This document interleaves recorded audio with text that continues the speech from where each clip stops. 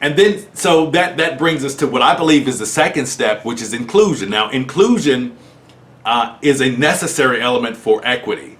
But let me define what equity is first, because equity is something that the ruling class has amongst themselves. And I don't mean just white people, because clearly there are poor white people who do not have the same equity or ownership as the ruling class of white people, who were the white supremacists of old, who established, what is our system.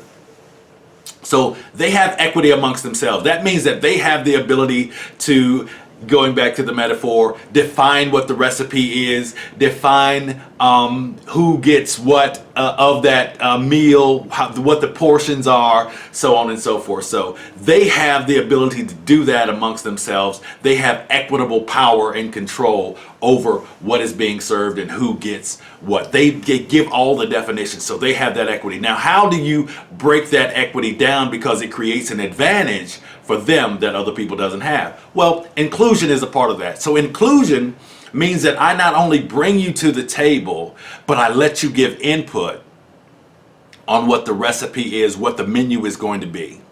And I can even advise you on, and need to advise you on what the portions should be.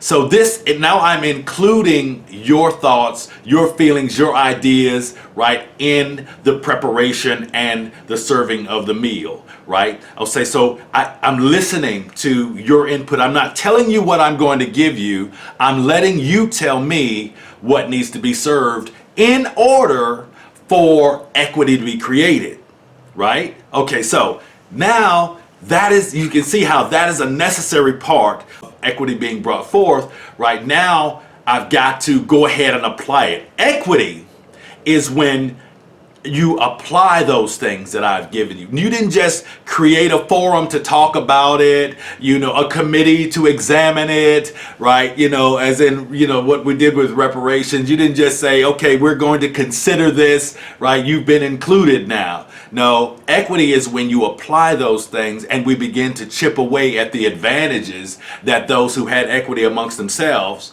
had prior to it. So now what we have is everybody has a say in what's being served and what the portions are, who gets what. And what you'll find is that some people need more of that meal than others because they've been deprived for a long time. And so it's necessary to have everybody making a contribution and making those determinations to create that kind of ownership and equity.